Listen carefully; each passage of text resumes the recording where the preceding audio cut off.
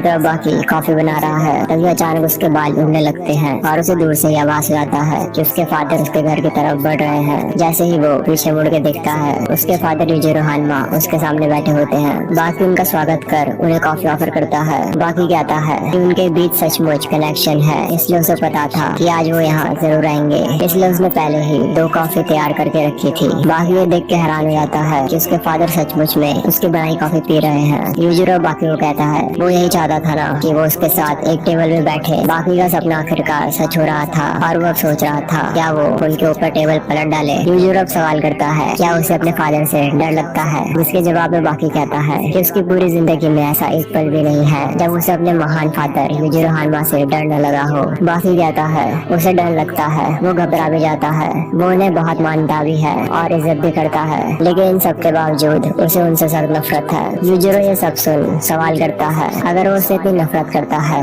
तो उसका खात्मा क्यों नहीं कर देता। बाकी बताता है वो उन्हें मारना नहीं चाहता, वो बाप बेटे हैं, लड़ने के लिए दिन और समय तय करना, ट्रेनिंग करना कौन से बाप बेटे ऐसा असल में करते हैं। वो सिर्फ इतना चाहता है कि वो हर बाप बेटे की तरह साथ रहे और शायद एक दिन उनका झगड़ा भी होगा और वो एक बड़ा मुद्दा बन जाएगा और शायद तब दोनों के बीच फाइट भी शुरू हो जाए और दोनों के अंदर जो नफरत दबी हुई है वो अचानक फट के बाहर आ जाए। यूजिरो समझ जाता है बाकी क्या कहना चाहता है और अगर वो चाहता है ऐसा हो तो क्यों ना वो आज ही ऐसा कर डाले। बाकी चौंक जाता है ऐसा होने वाला है। यूजिरो कहता है उसकी हिम्मत कैसे हुई कि उसने उसे इतनी घटिया कॉफी पिलाई। बाकी ये देख के हैरान हो जाता है कि उसके फादर यही चीज कर रहे हैं, एक छोटी सी बात पे बहस ताकि उनकी लड़ाई हो जाए। बाकी ये कहते हुए तुरंत अपने फादर से माफी मांगता है कि वो इतनी दूर से उससे मिलने आए हैं और उसने इतनी बेकार सी कॉफी उनके सामने रख दी। ये देख यूजिरो की बोलती बंद हो जाती है। बाकी कहता है वो जानता है उसके फादर नाटक कर रहे हैं, भला कोई एक कॉफी के लिए कौन लड़ता है, एक बहस होने के लिए बड़े मुद्दे का होना जरूरी है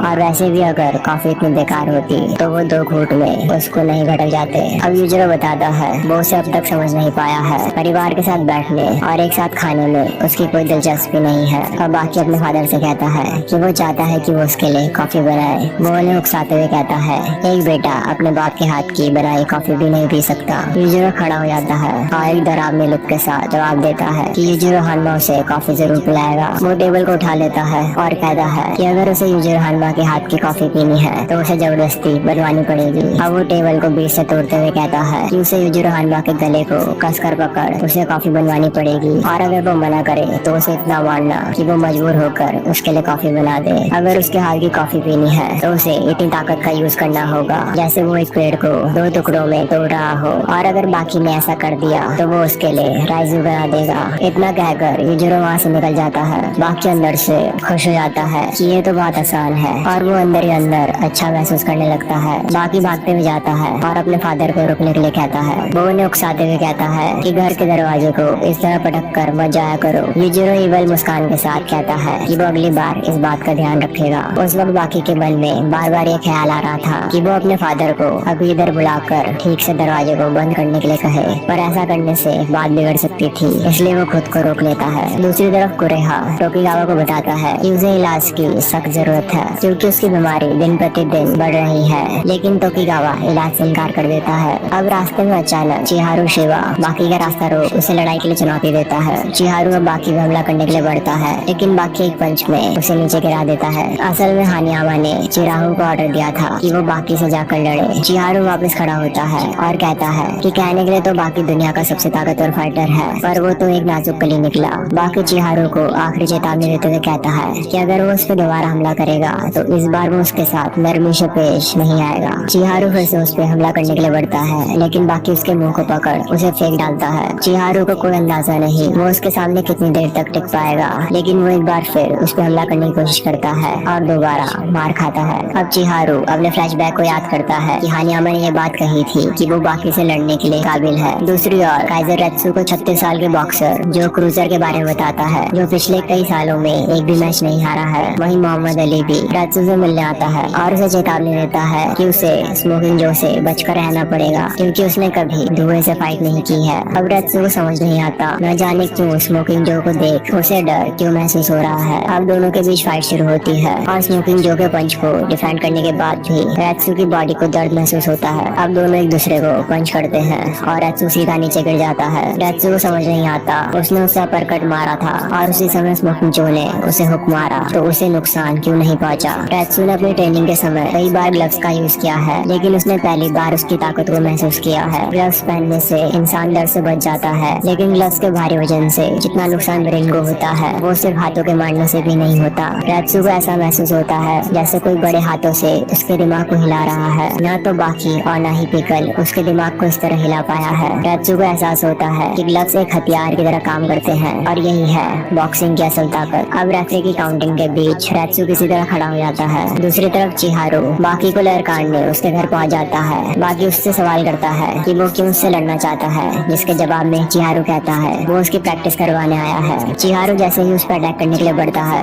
बाकी एक चाटे में उसे नीचे गिरा डालता है। बाकी कहता है वो कमजोर है और वो अब उससे नहीं लड़ेगा। इतना कहकर वो अपने घर के अंदर चला जाता है। चिहारू दोबारा लड़ने के लिए खड़ा हो जाता है। बाकी को पता चल जाता है कि वो फिर से लड़ने के लिए खड़ा हो गया है। वो जैसे ही अपने शू पहन दरवाजा खोलने के लिए आगे बढ़ता है, तभी अचानक से जोरदार पंच दरवाजा तोड़ते हुए बाकी के चेहरे पे जा लगता है। असल में चिहारू के कान इतने तेज हैं कि उसने बाकी के कदमों की आवाज से पता लगा लिया कि उसने जूते आधे पहने हैं और इस मौके का फायदा उठाकर वो बाकी को पेड़ डालता है। चिहारू अब घर के अंदर घुस जाता है और नाजुक कली को पकड़कर सीधा घर के बाहर फेंक डालता है। बाकी को एहसास हो जाता है कि चिहारू के पास लड़ने की टेक्निक नहीं है, पर उसके अंदर खूब सारी ताकत है। असल में उसके लड़ने की टेक्निक बहुत ही अलग है। दूसरी तरफ रेत्सू को अपने आसपास की हर जगह हिलते हुए दिखाई देती है और वो किसी तरह अपने अपोनेंट के वार से खुद को बचा लेता है। अब रेत्सू को याद आता है कि उसने ट्रेनिंग के दौरान ऐसा महसूस किया था। उसके मास्टर से टोफू का एग्जाम्पल देते हुए बताते हैं, जब कटोरे को बाहर से मारा जाए तो उसके अंदर का टोफू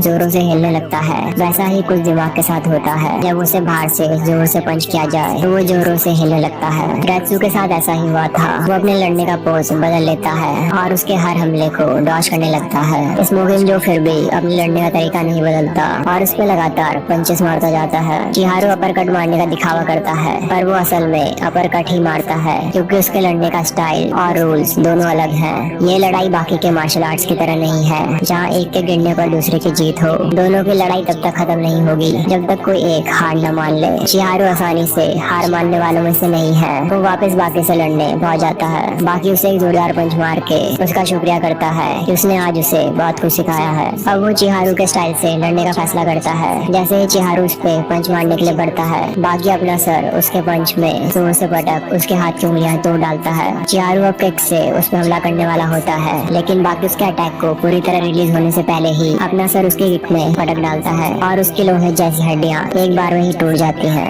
बाकी ये देख हैरान हो जाता है कि हड्डी टूटने के बाद भी वो अभी भी सीधा खड़ा है। चिहारू हमेशा अपने अपोनेंट को उसकी कमजोरी से हराता है। वो बाकी को कहता है उसे पता है वो किस बॉडी पार्ट को निशाना लगाने वाला है। अब दोनों एक दूसरे को एक ही टेक्निक से हराने की कोशिश में है। इस टेक्निक में कमजोर हिस्से काम आते हैं और चिहारू अपने कमजोर हिस्सों को अपना हथियार बना लेता है। हमारे चेहरे पे नाक, गाल, होठ वैसी मुलायम चीजें हैं और इन्हीं पर वो अपने अपोनेंट को मारने देता है। यही है उसकी सबसे बड़ी चाल। वो अपने कमजोर हिस्से को आगे कर लेता है ताकि सामने वाले का हाथ टूट जाए। अगर उसके जख्मी हाथ पर कोई जोर से हमला करता है तो वो उसे रोकता नहीं है, बल्कि उसे तब तक मारने देता है जब तक उसका मन न भर जाए। अपनी कमजोरी को अपना हथियार बनाना चिहारू शिवा की असल टेक्निक है। बाकी उसे कहता है कि वो अब उसकी आंखों पे हमला कर कर दिखाए। बाकी तेजी से उसकी तरफ बढ़ता है और इससे पहले चिहारू अपनी मुट्ठी बंद कर पाता, बाकी अपनी आंखों से उसकी उंगलियां तोड़ डालता है। वहीं रेत्सू पंच खाने के बाद रिंग के कोने में गिर जाता है। रेत्सू को काकू की कही सीख याद आती है कि अगर किसी हिलती चीज को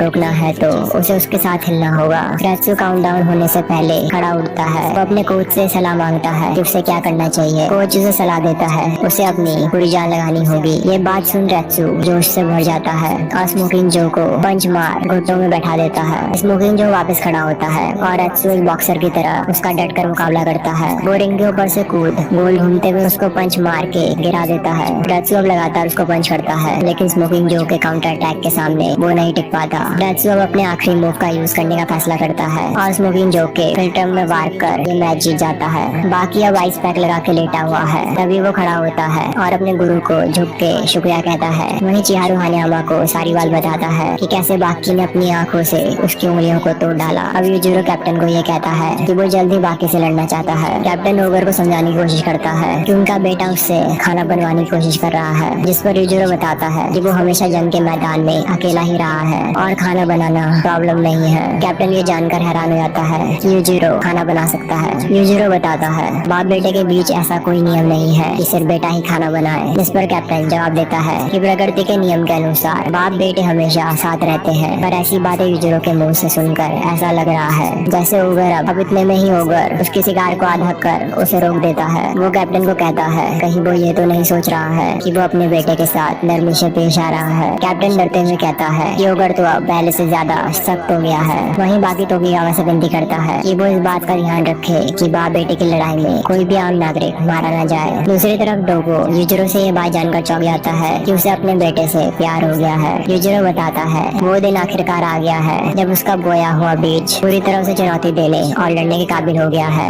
अब डोगो को समझ आ जाता है कि वो इस प्यार की बात कर रहा था। यूजिरो बताता है वो पूरा दिन बाकी के बारे में सोचता है। वो कोई भी काम करने बैठता है तो उसे उसका ही ख्याल आता है और उसे आजकल एक सपना बहुत आता है जिसमें बाकी उसे हरा देता है। डोगो उसे पूछता है क्या उसे सच में ऐसा लगता है बाकी उसे हरा सकता है, जिसके जवाब में यूजिरो हंसते हुए कहता है कि उसे सपना इसलिए ही कहते हैं क्योंकि वो सच नहीं हो सकता। अब खाना बनाते वक्त बाकी को आभास हो जाता है कि उसके फादर घर की तरफ आ रहे हैं। वो तुरंत खाना बनाकर टेबल में सजा देता है। जैसे ही उसके फादर घर में घुसते हैं वो उनका स्वागत करता है। अब बाकी ये देख के चौंक जाता है कि उसके फादर खाना शुरू करने से पहले अपना सर झुका रहे हैं। वो सोच में पड़ जाता है आखिर उसके फादर ने किसके लिए सर झुकाया है, खाना खाने के लिए या फिर ऊपर वाले के लिए या किसानों के लिए या फिर किसी के लिए नहीं। पर वो तुरंत समझ आता है कि उन्होंने सर उसके आगे झुकाया है। अब यूजिरो डांटते हुए कहता है ये अच्छा नहीं है। उसका ध्यान खाते समय सिर्फ खाने पर होना चाहिए। जो वो खा रहा है उसे वो देखे और उस खाने की इज्जत करे। बाकी हैरान हो जाता है क्योंकि उसने अपने फादर को कभी इतने अच्छे से बात करते नहीं सुना। वो सोच में पड़ जाता है कि पूरी जिंदगी वो उनसे नफरत करता रहा, खुद पर मेहनत की ताकि वो उनसे बेहतर बन पाए। पर आज उसे ऐसा लग रहा है जैसे वो उस आदमी को जानता ही नहीं है। जो भी अब तक उसने अपने फादर के बारे में सोचा क्या वो गलत था।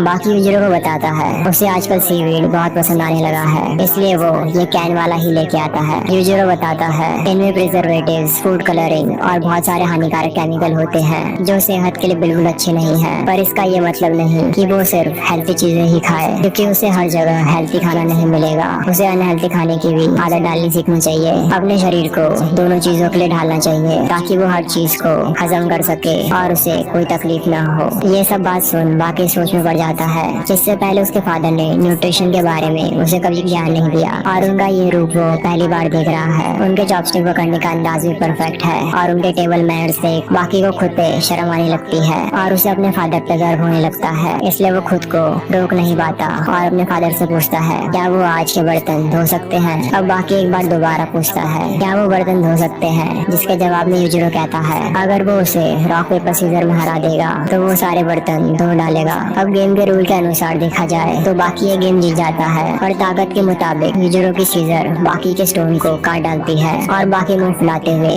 बर्तन धोने लगता है। अब जाने से पहले यूजिरो बाकी को अपने साथ डिनर के लिए इनवाइट करता है।